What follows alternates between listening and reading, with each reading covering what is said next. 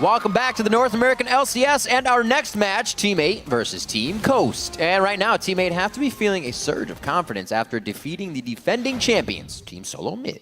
Yeah, and when playing Team Solo Mid, there's always going to be a lot of pressure on that mid lane, of course. Slooshy really impressed me last week. TSM jungler paid a lot of attention to the mid lane in an effort to get Bjergsen ahead, as usual. But Slooshy did a great job absorbing the onslaught of Santorin's first 4 Rengar ganks, only falling a single time. Then, as the game progressed, Slooshy was critical to turning several teamfights around with the best Orianna shockwaves that we saw the entire opening weekend. That made me happy as an Ori player. We'll see if they can keep that momentum going today against Coast, a team that, despite a loss, they've looked very strong in both of their games. Yeah, I mean, even against Dignitas, they were playing like a winning team, with the exception of that one call to try Baron while Dignitas took their base. Chris, he played particularly well on Dorelia and Gnar, only dying once at the very end of their second game, just as that Nexus exploded. Granted, Coast had one of the easier schedules, but so far they are working really well with their European imports, both Impaler and Jezus, which is nice to see for team synergy. That's right, and Impaler spoke candidly that both he and Jezus share a similar team philosophy that is right at home with Coast.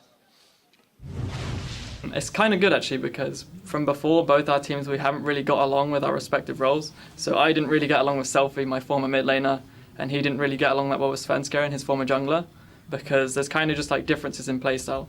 Selfie is very similar to Svenskeren. They want to play aggressive all the time and just fight, and it's not always like smart decisions. Compared to me and Jezus, we're like more even. We both want to make smarter decisions and focus more about winning like before you even start the fight, so going for better fights rather than every fight. So yeah, we're just like, we've came from very bad previous relationships. Well, I don't want to say relationships sound like we're a partnership, but no.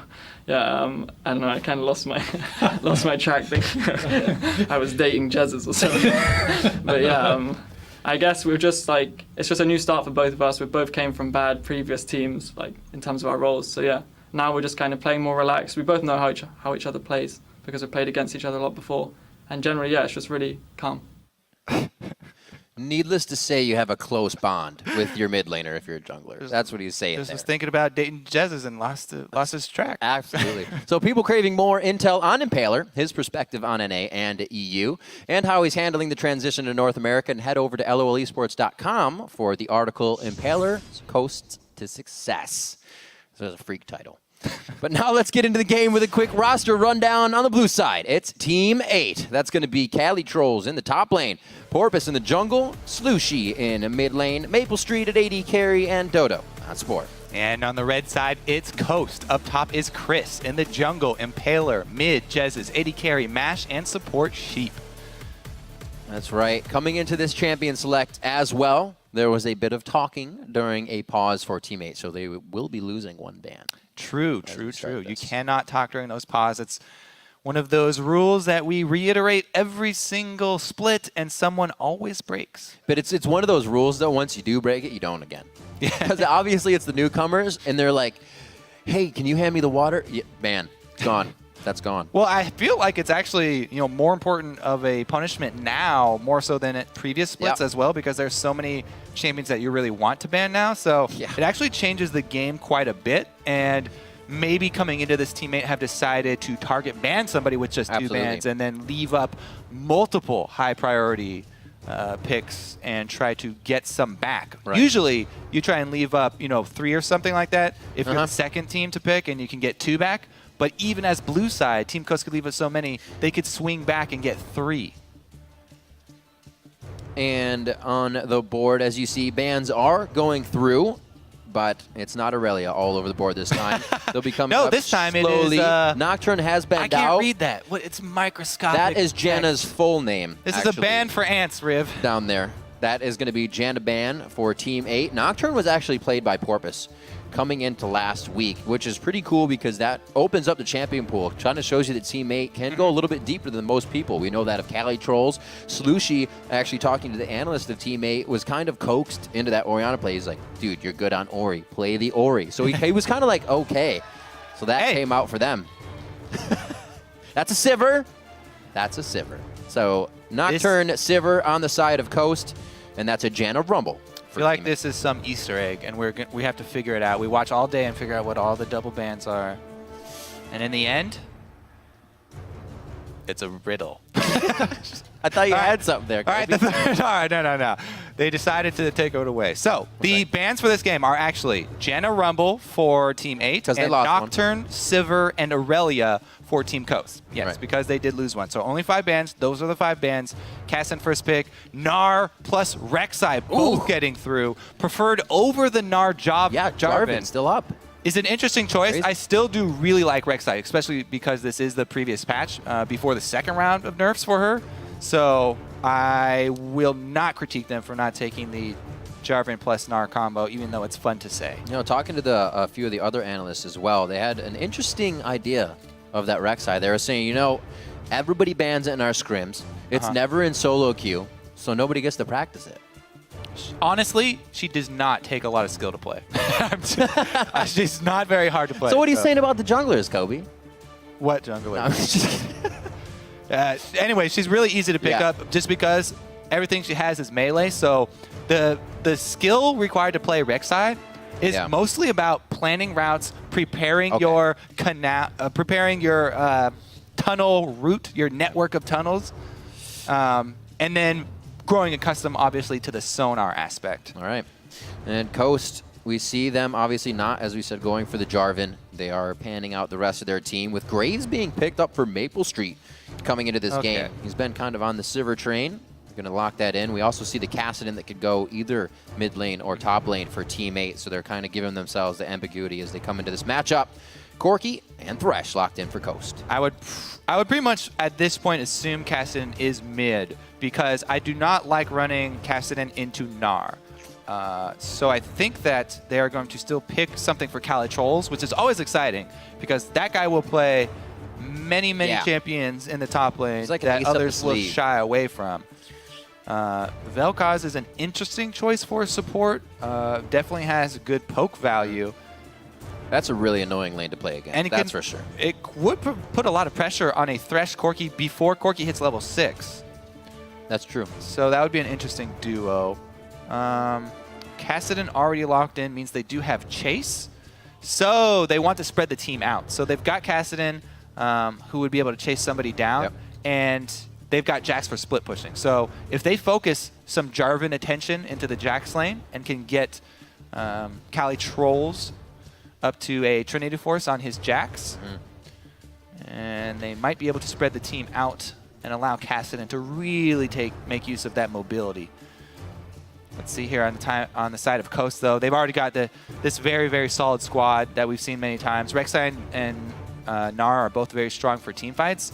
And as we've said so many times, the Corki mid game, the poke that he brings, the Trinity Force spike that he brings, really allows for a lot of these teams to take control in that mid game. And they're playing different as well. Obviously, the team is different as Ahri is locked in, but across the board, you know, we look at the play style of MASH. It's not what we saw from him in the beginning. He's not trying to highlight himself as the only AD carry that's going to make the game happen for the team. Everybody kind of takes their own role, and I think it pans out well for Coast. A lot of people should think they should be 2-0. Don't deserve it because of that one call, but they're definitely a team you can't just leave to the wayside and not train for them for the week. They will catch you off guard. That is definitely something to keep in mind. If the endgame shot calling is a weakness for Coast, split pushing is a great strategy to really pick at that weakness. So if Team 8 can actually get Kali Trolls to the point where he's a big threat, then they can force Coast into some difficult decisions. It's something that Cloud9 like to do a lot because High is so good at the endgame shot calling, and because they all listen to him and move immediately, they can split push very often and really take advantage of teams that are a little bit less decisive. Let's see if they can do it here, though. They did lock in some pick for themselves, so Team Coast looking to combat the map spread from Team 8, and Ahri definitely does have the ability to pick off along with Rek'Sai, so if we see some Rek'Sai tunnels get left up for a long time in enemy territory, Coast can easily pick somebody off. One thing you definitely have to look for when playing against a Rek'Sai, you got to be careful of those windows and where all of the tunnels are. Coaches meeting up in the middle as they leave the teams now. It's all up to them. And we actually, heard a few things in videos. Zion put out his video saying it's really hard to watch from the outside. I've never experienced this, but it's really tough to watch the team play. As the teams stride onto the Rift, cast your vote for who's going to come out on top. Send hashtag T8win or hashtag CSTwin to @LOL Esports. And as we hop onto the Rift, both teams obviously looking for a win. As we come out this week, it is 1-1 for each. A win over TSM coming from Team 8 lately. And yeah, impressive. That win over Winter Fox for Coast recently as they come into this game, hoping to carry that momentum. An interesting thing about this season is there's no super weeks. So if you're not, I'd say a lot of teams are going to go 1-1 in the weeks. Say that just happens, right? 2 O's that are going to happen. They're going to feel good. But if you get all your wins early, and you can, go 1-1s or more 2-0s, you're going to stay at the top. There's no super weeks for a team to fall from grace or to gain 4 games. It's going to be tough. You have to win all of them as they come up. And right now, Team 8 and Coast hoping that's the goal. Yes, indeed. Both of them looking to get that second win right here. Somebody's dream will come true today, Rivington. Hopefully not in 80 minutes. We have the Kassadin Classic start with the Flask. Up against Ari here in the mid lane, looking to sustain. Very easy for him to just continuously throw out null spheres for harass and get his mana back, not only from the Flask, but constantly spamming out the Nether Blade active to get that large chunk of missing mana back. So he will be very free with his null sphere casting. Once Ari does hit that level 6, though, will be fairly scary. Remember, this is the old patch, so Ari does not have the extra move speed, the whole rework thing. Not actually in effect yet. However, remember Jez's long-time Ari player. Yeah. Whatever patch, one of his favorite champions. And even though it isn't the rework Ari, he's going to make a lot of use of his auto attacks. It's a big part of this matchup. Ari has very responsive and long-range auto attack for a mage. I'll look to get a lot of those in and try to abuse Kassadin. When he's not paying attention, what do you think? TP for Chris to the bottom lane because of the swap top.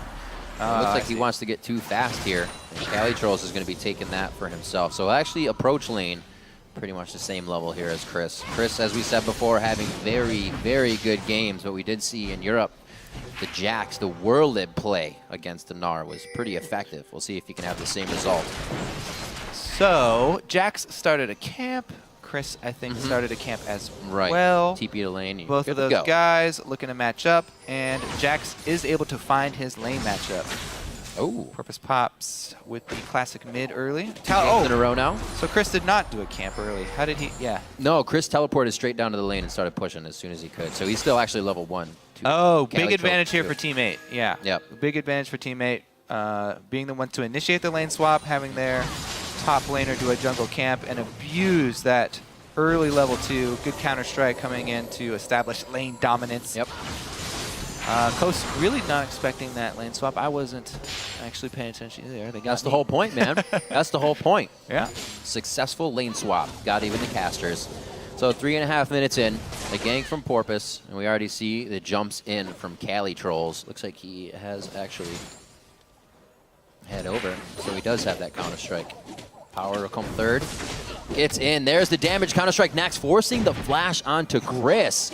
And this is the first time we've actually seen Chris having trouble in lane. Impaler focusing mid now. They're going to blow the flash on this one.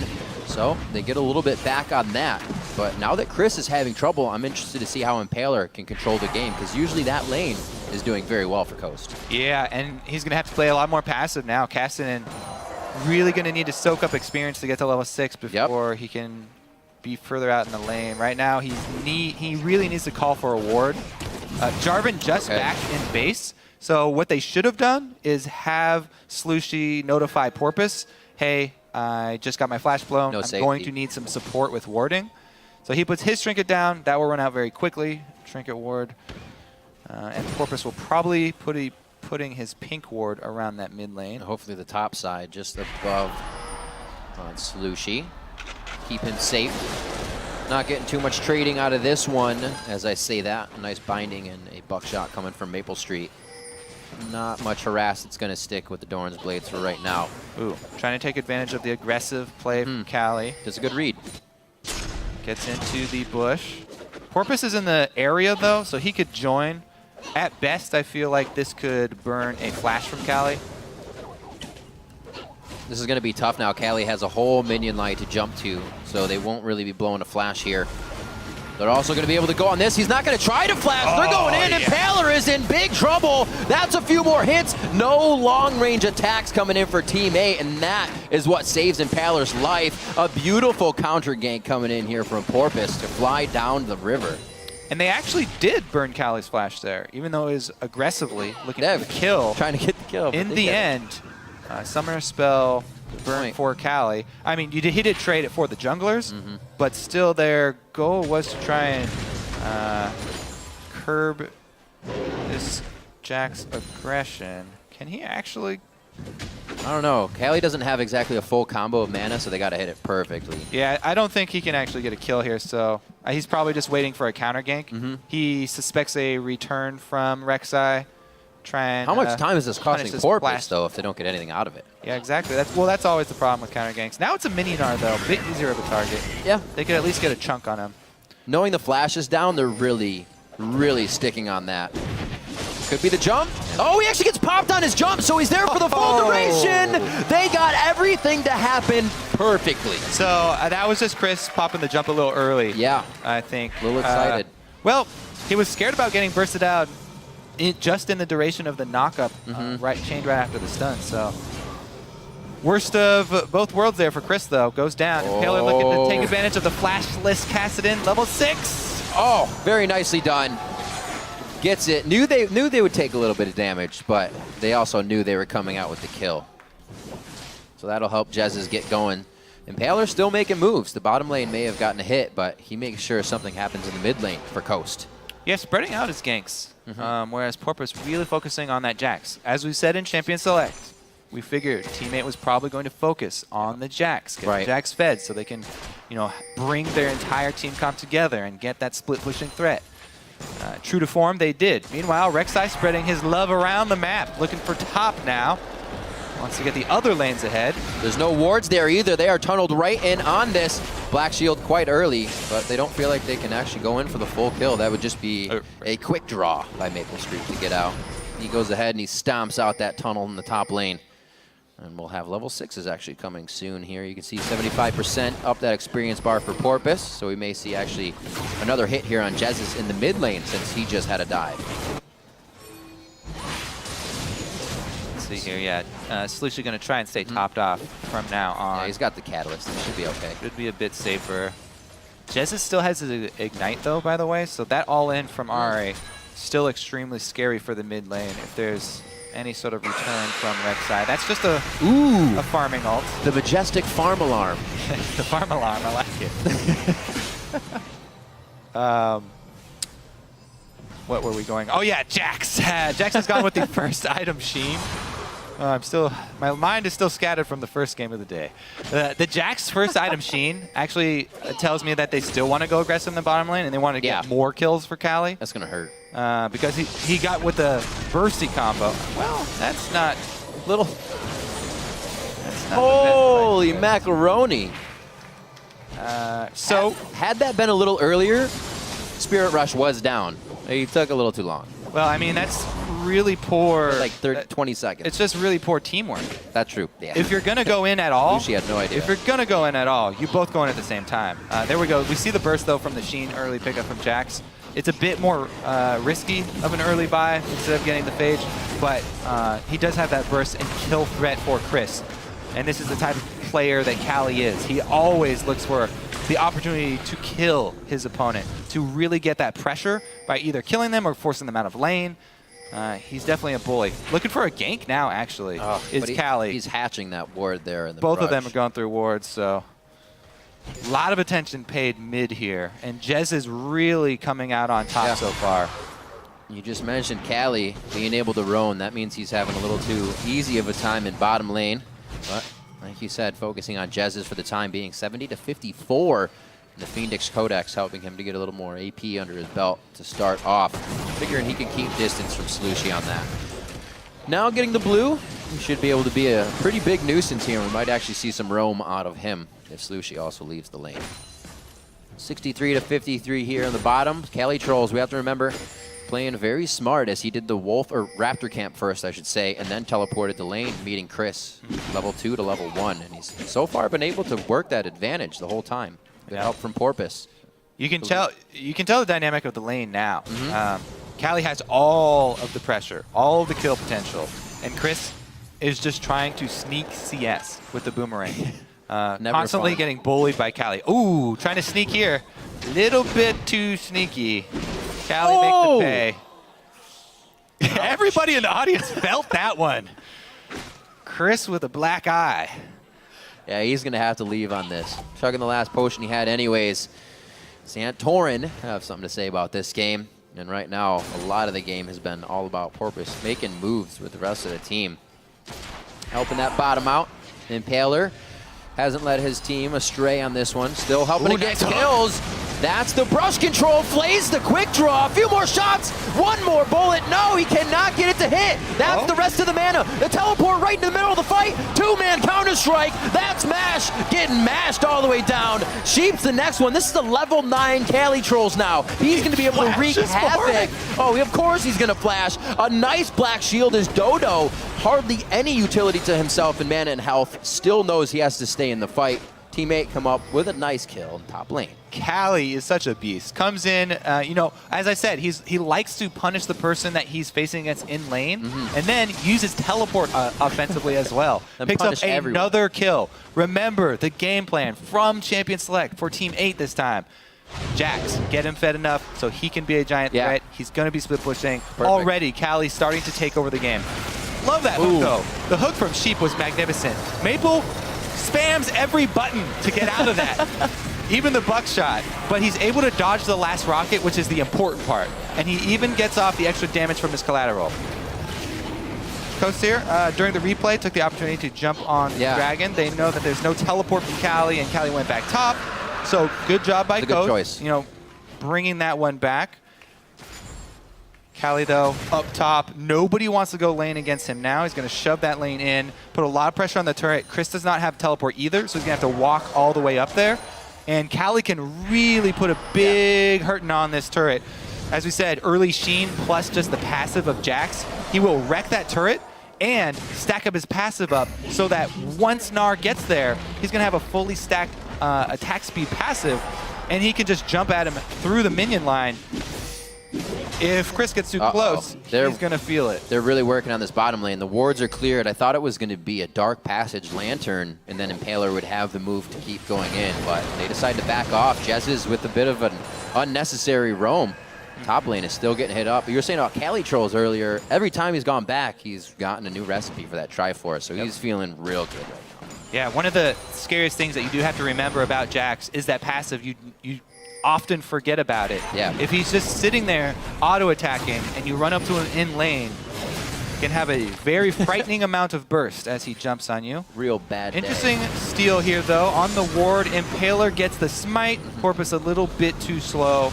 And we can see mid lane here from Coast is doing a lot of work for them. The combo of the Ahri plus Rek'Sai is going to be where Team Coast are relying on to make their plays. So a lot of plays centered around this mid lane from Team Coast. They do steal away the red, but it's really going to be up to Jez's. Can we see Jez's get one of these picks? He's been on point with the charm so far. Yeah, it's going to be close. He's already DFG coming out. We also see 128 to 95 CS, so now he has that potential to burst somebody down. We'll see if Santorin can be, or rather Impaler, Santorin's tweet now in my head. Impaler can get himself into a position where they can lock down maybe Slushi. It would be great if they can get him off the map, and the roam would be that much easier. Cali Trolls pushed up to the turret, so nothing much going to happen there. Impaler still going to look for it, though. He's spotted by a ward. Yeah, that'd be a rough dive to pull off. Yeah. I think what he's doing right here is looking for a counter gank because Gnar has no turret, and Gnar is behind. This, to him, it looks like, oh, this is such a juicy lane for Porpoise Pops to gank. So I'm going to bet that he's going up there. Uh-oh, Jez is here. He comes up big. The DFG means he can go hard.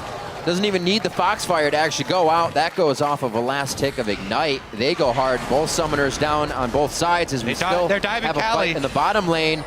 Cali getting dove as well. Coast really wanted to make some plays here with no mid laners to really come and attack this. They're able to get some good damage down. Cali makes it out alive, really unscathed in that instance. But plays trying to be made here. It's good what to see. a power play here from Coast. It all stems from Jez's solo play in the mid lane. Jez, as we said, he was going to be one of the two we were looking for, him and Rek'Sai, to make a play for Coast. He does it. Solo kill onto Slushy in the mid lane. Let's see how this starts. This is how Porpoise goes and answers, though. Yep. So Jarvan can cover a lot of distance. He can jump a full screen if he uses everything. Flash, flag drag, Cataclysm. Great cleanup there from Porpoise. However, it was still a great power play there from Coast because Jez's makes the solo play. It draws the jungler. So once they see the jungler on the map, up top, Impaler, who is already in position, they force down the turret. So you get an objective after the single kill from Jez's. Definitely something on the docket after they are able to achieve one thing they check off. One, then the other. One and then the other. Right now, Jez is back to lane. He gets blue. I wouldn't be surprised if he tries to go hard and push Slushy out of lane once again. He's going to have that ultimate back up. And he actually had Slushy before the Ignites even went out on the last attack. So feeling good. He'll probably go hard once again with the DFG.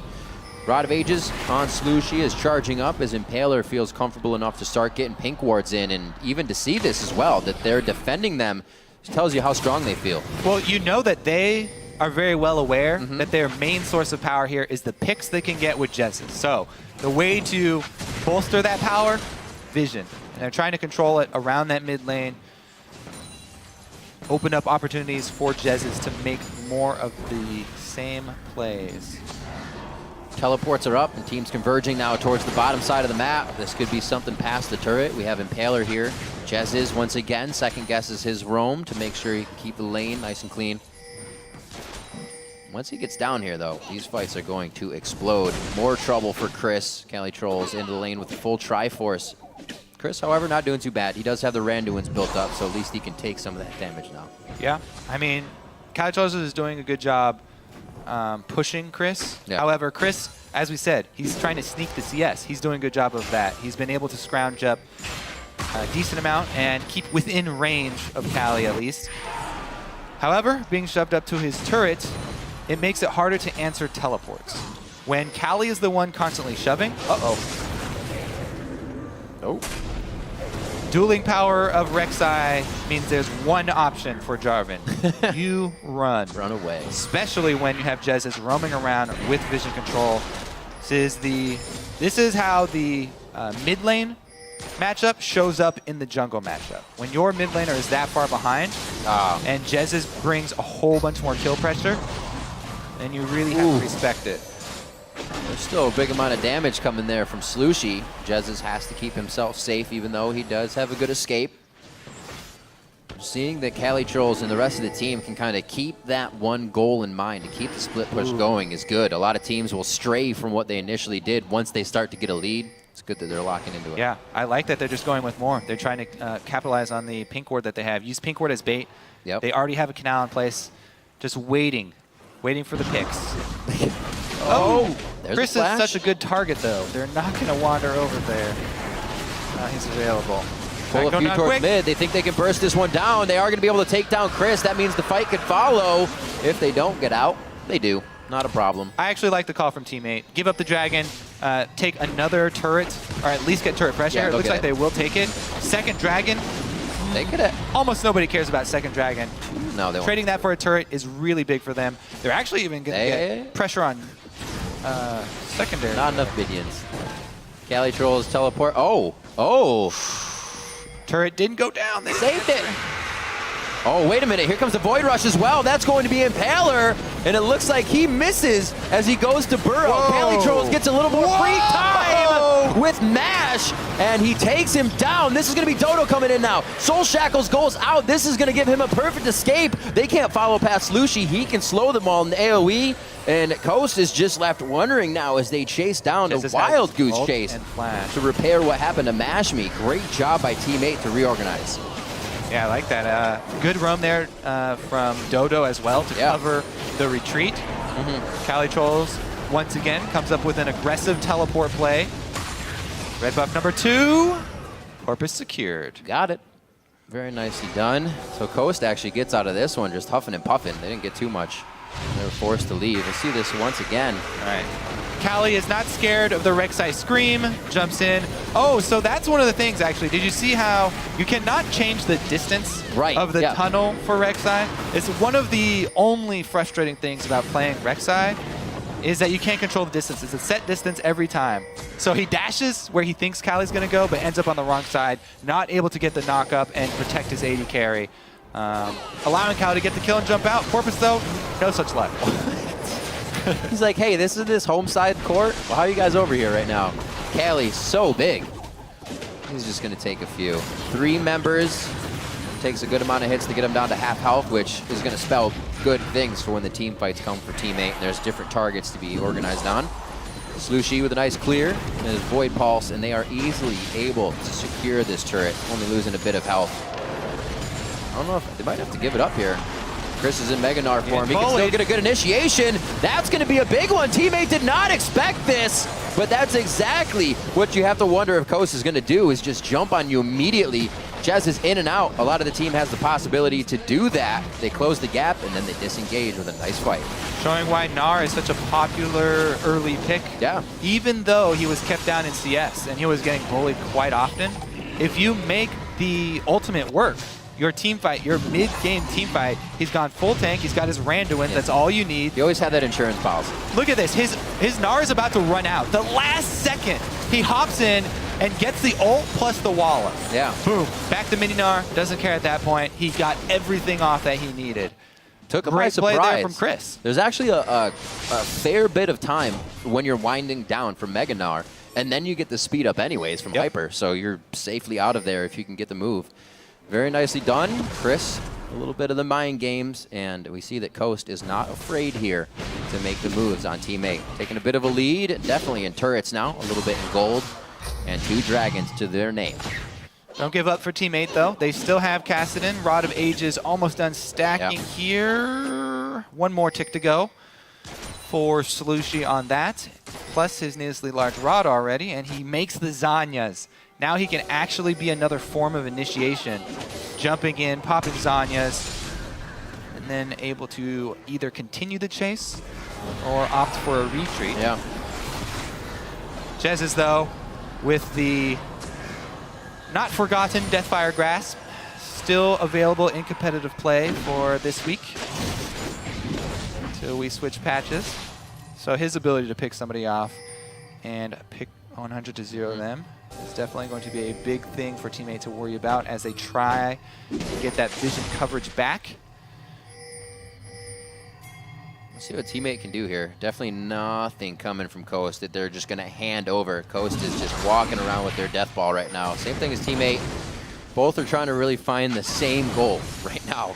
That's why they're not doing too much. 5-5, 23 minutes in, and just a 2,000 gold lead doesn't really allow Coast to pressure the map the way they want just yet. Yeah. Wards to be cleared out here. That's pretty much all the teams can do. As we have a minute on to Dragon to be safe. Ooh. So oftentimes you can also use the tunnels as bait, not only with your ultimate, but also if you just stand on the other side of it. Unsuspecting players trying to get that 5 gold. Just about to ask, can you void rush to one that they're standing on? Question answered. Pop up right underneath them. Yep. So you can also see, though, the choice by Team 8. Never forget the plan from Team 8. Feed as much money into Cali as they could. That's true. There was a big wave down bottom. They sent Cali to clean up the wave. A bunch of minions down there. Meanwhile, Chris has been shoving top. Yep. So he's back even in CS right now. That's on crazy. The full tank Gnar, which is all that he needs to be. At this point, Team 8 are licking their wounds a little bit because Coast have Dragon stacking up, and they've lost control of the map, even though Cali's been making a lot of solo plays. They've really been hurting, especially from that mid lane. Slushy's time to shine, though. He's got his double items. Yep. Main 2 items here for Kassadin. Well, it would definitely help if Slushy can start to put a little more pressure on. That means Cali wouldn't get as much in the lanes by himself. seen Chris and Impaler both kind of tending to him as Cali Trolls tries to get those 1v1 plays you were talking about in action. Sheep, the rest of the team doing a very good job. A lot of sweepers are ups too, so they still have the ability to clear this area. Coast has been all over the Dragons. They grab one more here at 25 minutes into the matchup, and this isn't even something teammate can answer, and that means that they're pretty much waiting for Coast to make a mistake now. That's when the game becomes pretty dangerous. When you're not making your own calls, you're hoping the team, your opposing team, makes a bad one.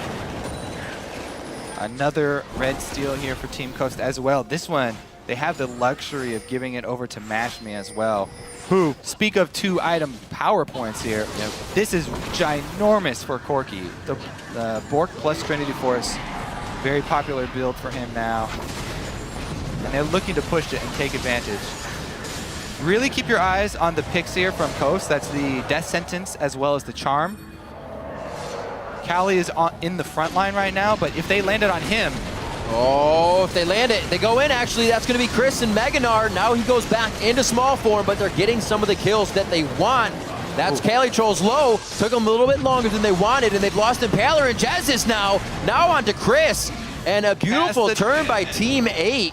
Very nicely done to make sure they were taking and picking out the people they wanted in that fight. That's going to be Mass forcing the flash. He is still slowed. He's going to be able to turn around a lot of damage. Dodging out as well. The blue suede shoes coming into play there for MashMe and Fancy Feet.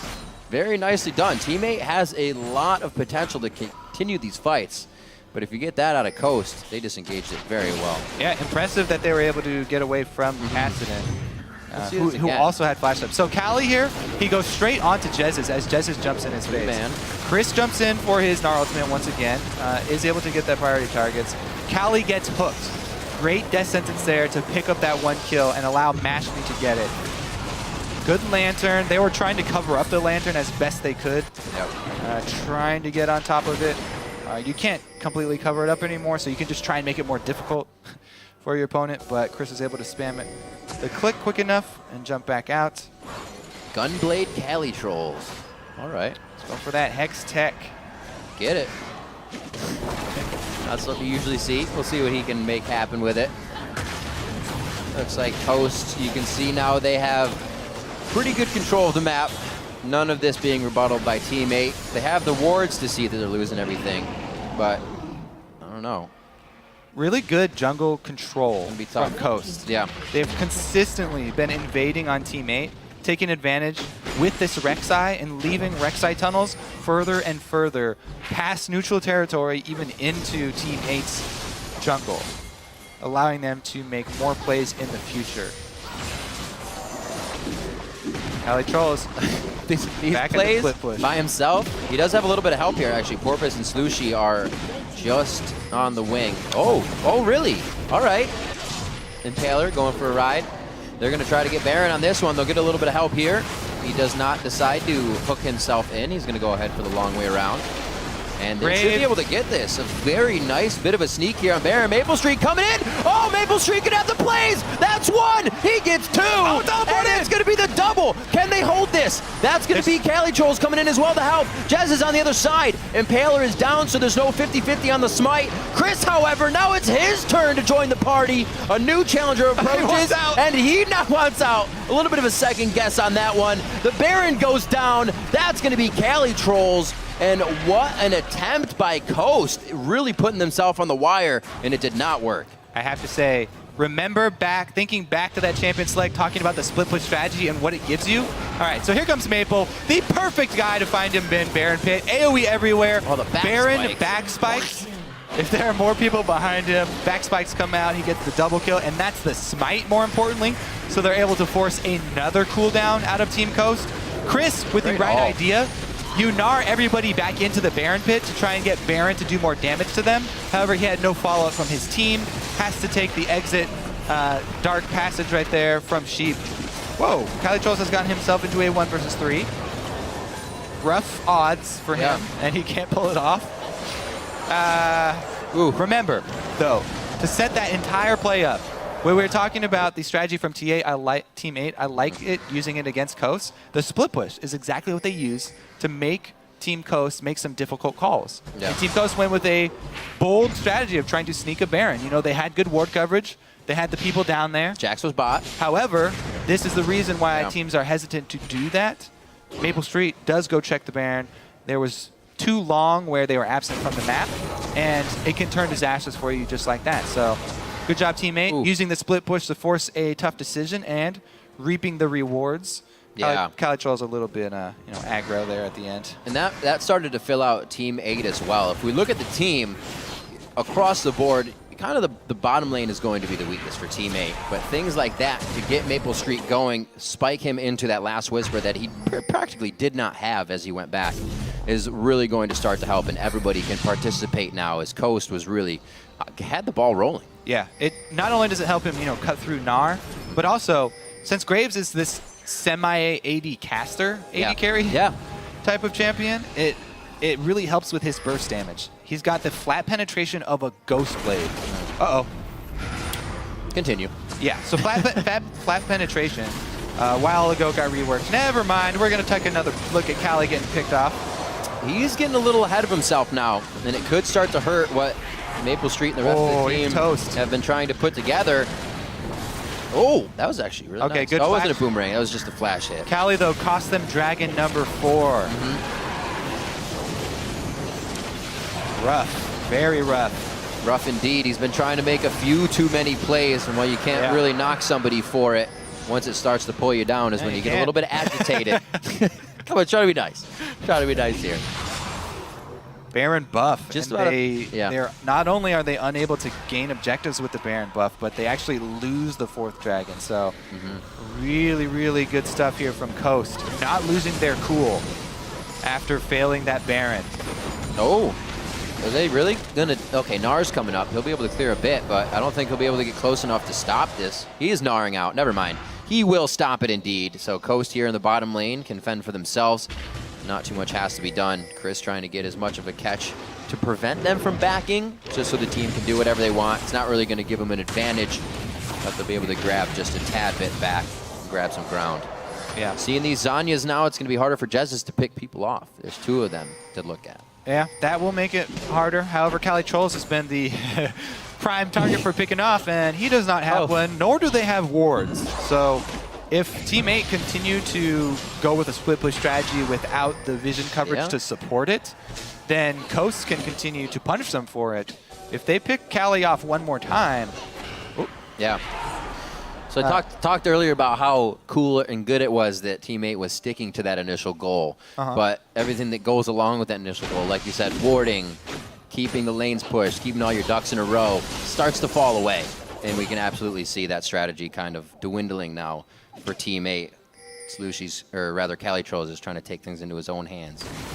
And it's a bit disappointing for the Team 8 fans because they did have the Baron buff, and that is the prime time to get that split pushing going and get it set up with your team. But you just have to be safer about it because 2 lanes of Baron buffed up minions can get you a huge advantage very quickly. They lost a lot of momentum though, and back to a fairly even game. Cali Trolls is getting extremely beefy right now. Looks like he's going for that GA as well. In which case, their team fight is actually much stronger. Oops, a daisy. Posing for the audience, and he's rewarded with giant cheers. This is a bit of a 5-finger volley. He's good. He's good. Watch him, like, seriously need that in the next fight. It is a very, very, very important cooldown for Morgana. Support Morganas work really hard to get that Zanyas. Hey, at least takes him a long time. You can't blame him for forgetting to use it. That's one of the things. Still some time on Baron. This is Team 8 setting up for that. Coast. They want to be the ones picking this time. Coast has to be very careful. Clear these tunnels out. You can have a Rek'Sai immediately. Well, now they know you're there. Yeah. You just cleared the tunnel. Maple Street. Definitely giving away that. No AD carry is going to be waltzing through the jungle by himself. So knowledge up for Coast. They're going to use that to easily defend this turret. And Impaler is going around the backside, making sure they don't get just completely taken apart from either side there. 35 minutes in, both teams having an idea about Baron coming back up with 4 dragons on the Coast. It'll be a dangerous fight for Team 8. You can tell, though, they're putting in the work this time. Vision down. They want to be able to create the pressure once again. The only problem is they don't have Baron, so really hard for them to actually make these pushes effective. Costa doing a good job of just wave clearing.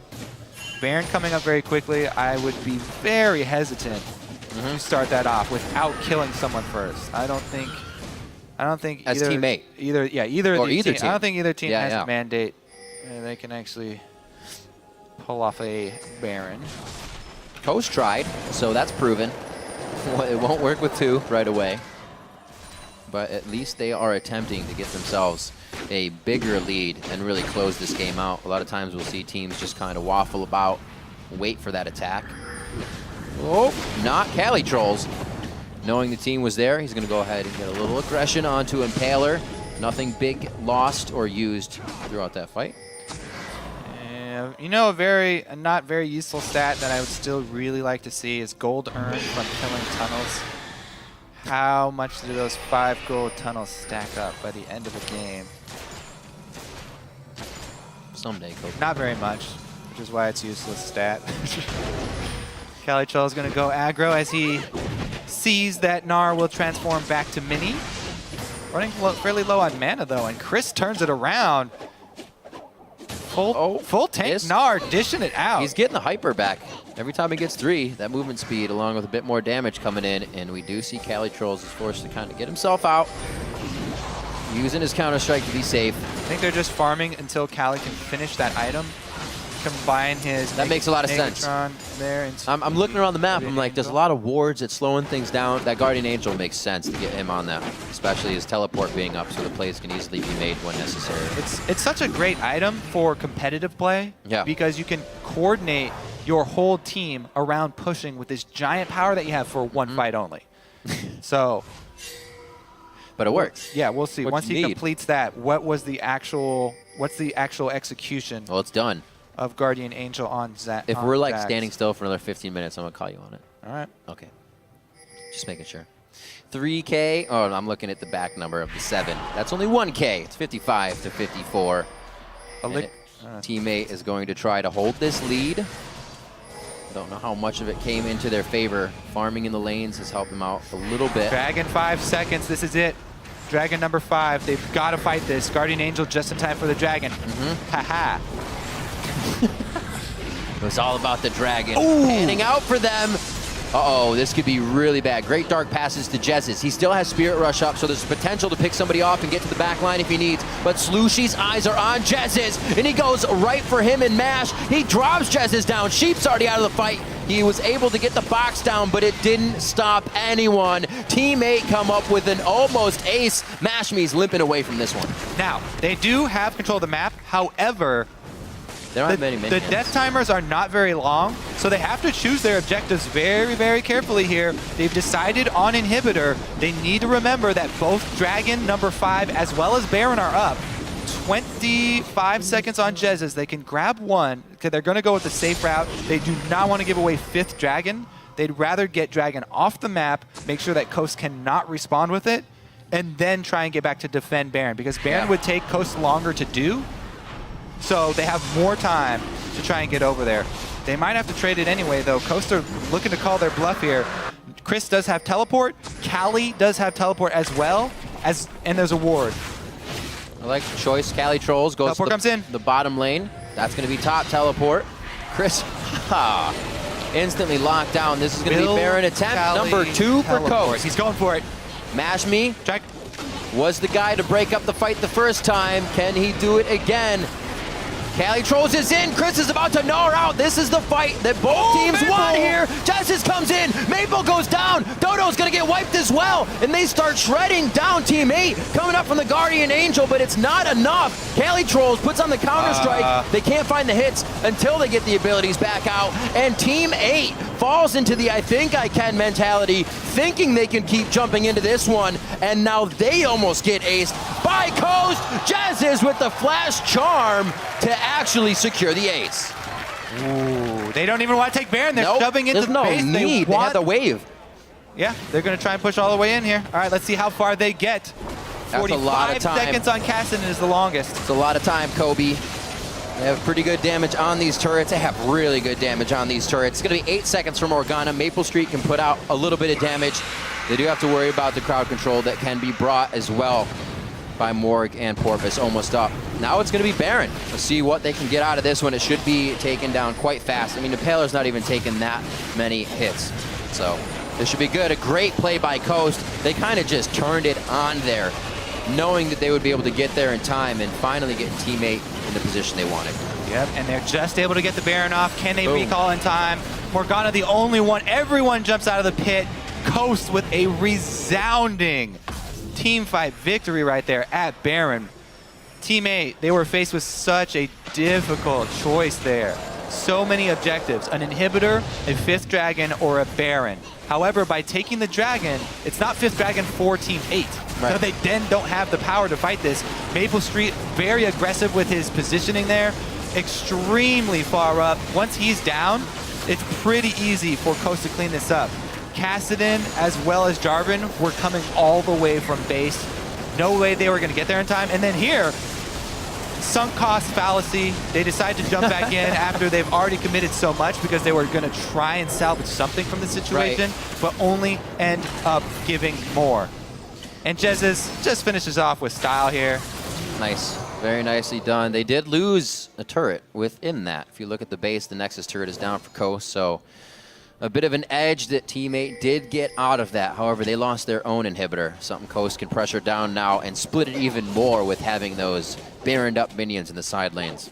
It's going to be tough. Good plays coming in here from Coast. A 5th dragon as well would give them aspect on top of Baron. It's pretty big. Yeah. Makes it pretty big. And you have to say, you know, even though this game has been really back and forth and there are a lot of things the teams could have done differently, this is giving them so much experience as far as endgame shot calling, especially on a stage like this when there's this much pressure. Very, very few times in a scrimmage will you be faced with the option of Baron, 5th dragon, or inhibitor, and have the pressure of it during an LCS match. Really good job there by Team Coast picking up the pieces afterwards. They did not play scared. They went for the move. Very, very well rewarded. Now, 1 inhibitor each. Gold very even. Yeah. Talk about exciting games. A little bit different. Well, it seems like the strategy Team 8 now we still see being played out. The split push coming in from Cali Trolls. They almost need him in the fights now. Chris is so huge. The 5-on pressure that Coast brings to these fights, it's kind of gotten too much for the split push to still be working. Still keeping pressure on. Calls Chris to the top lane. You're going to see Impaler there as well. But they're really just clearing out the top, clearing out their waves, and making sure this last push is going to count. Hopefully a last push, at least from the eyes of Coast. Pretty full items as well. Looking through the inventories, we might be 1 off. Pretty much full build of each champion here. Baron buff, slowly going to time out. They just use it to try and defend while mid inhibitor is down. A few more seconds, and it will be back up. Boom. Mid inhibitor has respawned. Group up here for Coast. Thing is, Corki, one of the AD carries that has much stronger mid. That's why you always talk about the mid game here for Corki. As of right now, it starts getting harder and harder for him to actually crack through a strong front line. GA coming back up for Jax will be big. Basically, you're always watching AD carry positioning in endgame team fights. Once we get past this 40 or so minute mark, that's the #1. And the #2, of course, is the AP carries. Champions that you're keeping your eyes on. So, Maple Street cannot afford to get taken out. Nope. Elixir of Wrath as well. He just purchased that up to give himself a little bit more. Start to see those expensive elixirs come into play now late game. Very, very, very, very good to pop those elixirs, by the way. Especially since endgame is all about constant team fights. Yeah. You get a refresh. And in a 5-on-5 team fight, you can get an extra duration on that. Coast really trying to work with that vision. They still want to start things off with a pick from Jez's. As we saw before, remember, Kassadin jumps in, takes a bit of grass. Slushy, the all-important Zanyas, allows him to go so aggressive onto Jez's. Right. Kassadin is the anti-AP AP carry, looking to take out Jez's before the fight starts, just like happened mid. Oh, matchmaking with the binding! What a play from Dodo! That could be it! Does it seal the deal, at least for this fight? It's definitely going to force Coast back into their base. This is a great time, however, for Chris to be Mega Nard. They second guess the fight. They're out. That's going to be Cali Trolls in. He says, team, you got this? They're actually not sure about it. Everybody back in. Make sure you take down Jez's. Secure the kill. That's a double now coming in for Slushy, and it looks like they have eyes on this inhibitor. And then, so there is another dragon backup. And the thing about the 5th dragon threat is that it never goes away, because they're going to have 4 dragons the entire game. The thing is, one Nexus turret is the only thing that stands here. Oh my gosh. Finish it. Coast, it wasn't the same way, but Coast definitely had pretty much the lead coming into this with how the game was going. Oh, what a bind coming from Dodo. Now the Nexus turret falls. The Nexus is going down, and Team 8 is going to take the game over Coast. Wow. This is just a polar opposite from our first game of the day, Riv. Constant fighting over high priority objectives. Really good end game team fight there from Team 8. We just mentioned AD carry positioning.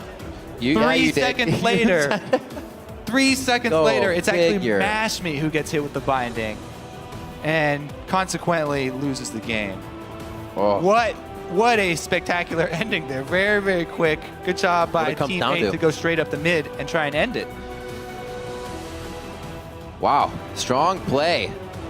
Team 8, once again, showing that they can get victories here in the LCS as a new team over veterans, I should say. Everybody on Coast is a veteran, not a returning team, but they are making a name for themselves on Team 8.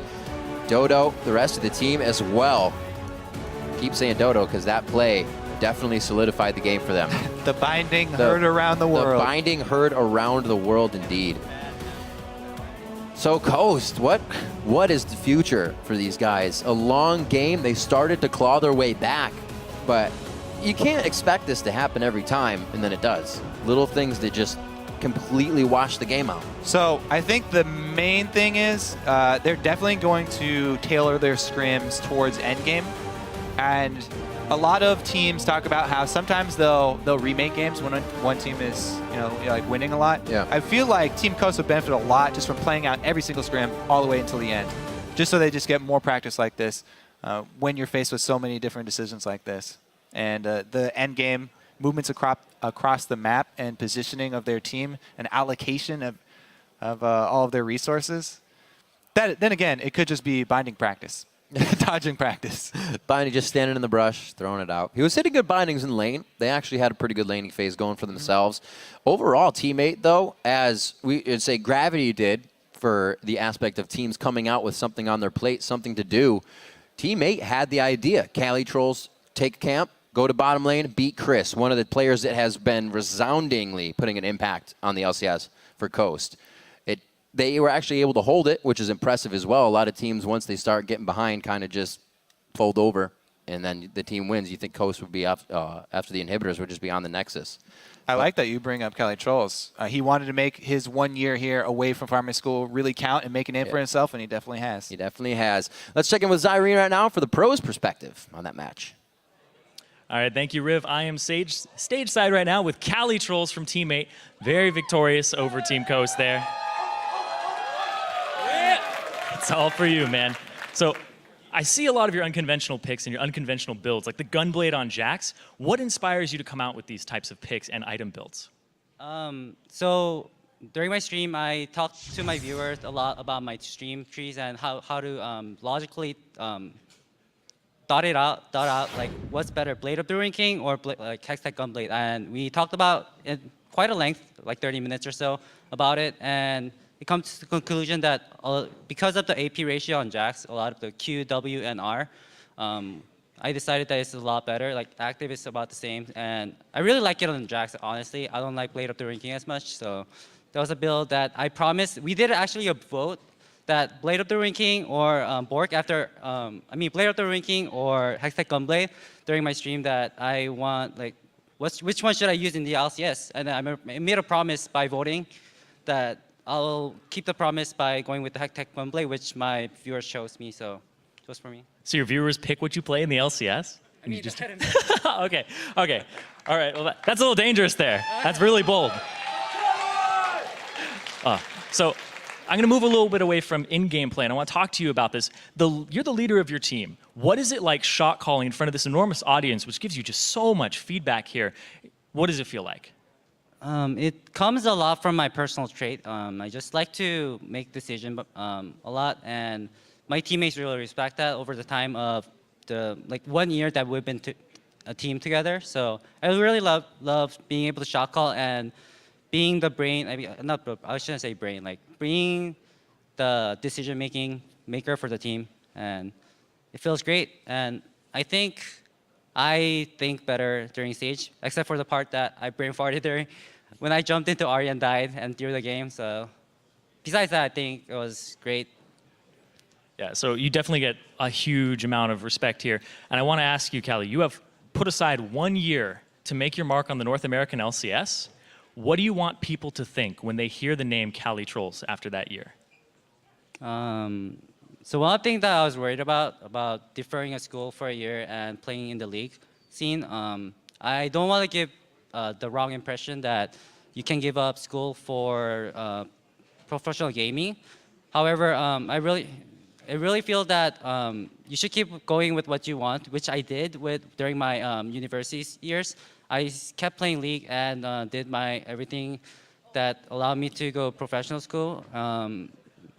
Stay in school and you can still achieve your League dream if you really wish to. You have the time for it, and I did it. So don't give up school for just some random dream. I really wanted to be a professional gamer ever since I was young, and I think it's kind of hard to compare that to any other people's dream, but this was only the most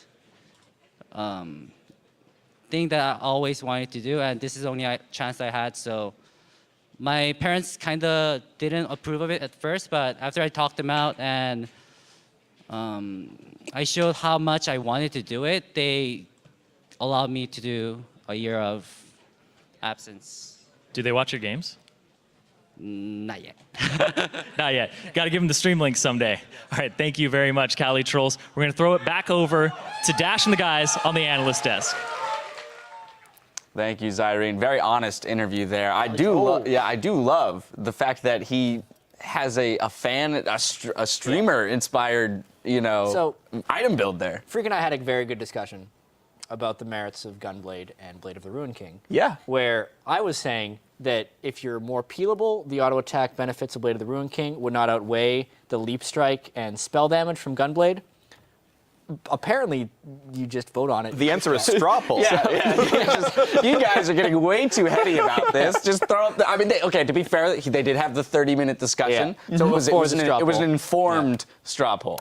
All right, let's get into the game, though. It was a really good game. It was a very good game. It was a lot of back and forth. There was some solid play from both teams.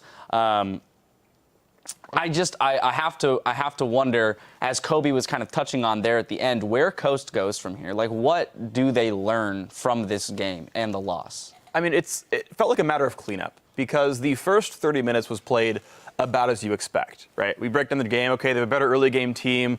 Their lanes were typically winning. Man, Impaler and Jess's, that partnership was awesome. They pushed down a couple of kills. They invaded the jungle together. They picked out Porpoise Pops a couple times together. All this control, 4 dragons uncontested. Great. Okay, then you got picked off once or twice. Then you started misplaying the team fights when it came down to your 2 chances to win the game. It's you clean up the moments where it's like, well, don't screw that fight up. Yeah, I thought it was first off, I think Coast will be fine. They've played pretty solidly in 3 games, save for a few bad decisions here and there. Yeah. This game in general, though, was a very rare moment where a late game team with really nice mobility and an early/mid game team with objective control reached very close points of intersection, and we saw a lot of clashes. And it seemed to waver right on the line of breaking for a very long time, which made it a really fun game to watch. Yeah, some pretty solid dragon control, for Coast, having 4. Yep. Didn't quite secure that 5th, unfortunately. Yeah. I do want to jump into a replay. Or do you have a point? There's only one small breaking point, which is that the top lane matchup broke so heavily. There was one really big point, 25 minutes in, where Callie Trolls solo pushes 2 turrets without getting stopped by Chris. And some of that was the matchup itself being so miserable. Part of that's just a pretty bad miscue mid-game. That was such a big surge in power that allowed him and the rest of the team with the global gold to actually fight for that 5th dragon so well and win those kinds of battles. I do want to jump into a replay, just because we have a couple of them. So we're going to go 28 minutes of the game. We see Maple Street pick up a double kill in the Baron, and the Baron seemed to be a source of a lot of the chaos in this game for both teams. Yeah, or for Coast in general, unfortunately. Yeah, that's true, across their other games as well. Yeah, this was a breaking point in the game, though. We can just jump right into the clip because at this point we knew it's a mid-game team that is trying to secure a victory earlier on. And Maple Street, it's great to see it from his point of view because I want to touch on how he didn't have any hesitation with this. It's not like he smoke bombed first or wavered in. He saw a person, he's like, I'm ulting. They're probably at Baron because he knew there weren't going to be many people there. Like Baron at that point in the game does take you fairly low, and it was that split-second decision-making that saved teammate that Baron because they got 2 kills and they were able to pick up the Baron afterwards. If he would have hesitated even the slightest, they either bail out the back of the pit or they'd take the Baron. And it's really funny, too, because the exact same call was made for Baron number 2, and it backfired miserably, where he's like, well, we don't see all of them, we don't know how low Baron is, but we got to try, even though I'm the only guy there. And that's what happens when you Let's do it. We got that replay, so let's jump into that one. Let's put it up there. And this is what's so clever about League of Legends is you have so many partially informed decisions. We could roll the clip out right here, and you just take a gamble. Sometimes it's right, sometimes it's not. Right here, though, what they really should have tried to do is kite left. They've got Jarvan and Cassian coming in just to the left, just at blue buff right now. The problem is they get caught, and they run away towards Ari, towards Jess, who comes in here and eviscerates everybody. And look, there's the backup. Right there on the screen, there's the backup they could have tried to run to. The gamble of stopping Baron, of course, is going to be tricky no matter what. But the way they played the second half of the fight, I think, could have been a little bit cleaner. At this point, yeah, they're diving in a bit hard. There's a bit of the suicide syndrome, like, oh, we already invested 3 lives into it, we have to keep going. Yeah, the weird thing is I've seen so many fights where you give up 2 kills and stop Baron. This is just nice by Jester. Like, this is just awesome.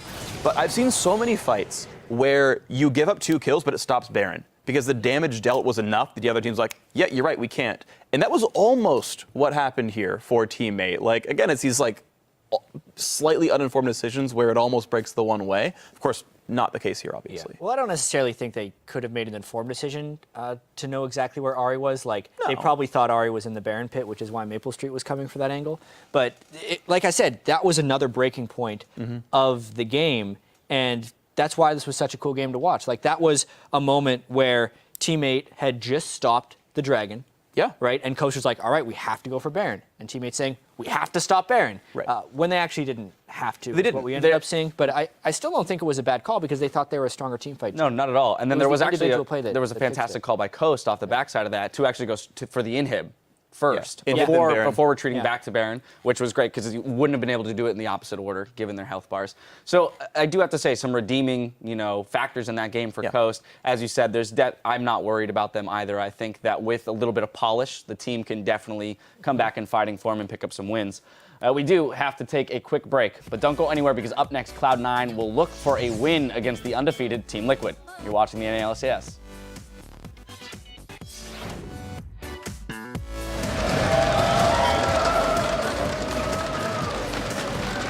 Plays the quick draw, a few more shots, one more bullet. No, he cannot get it to hit.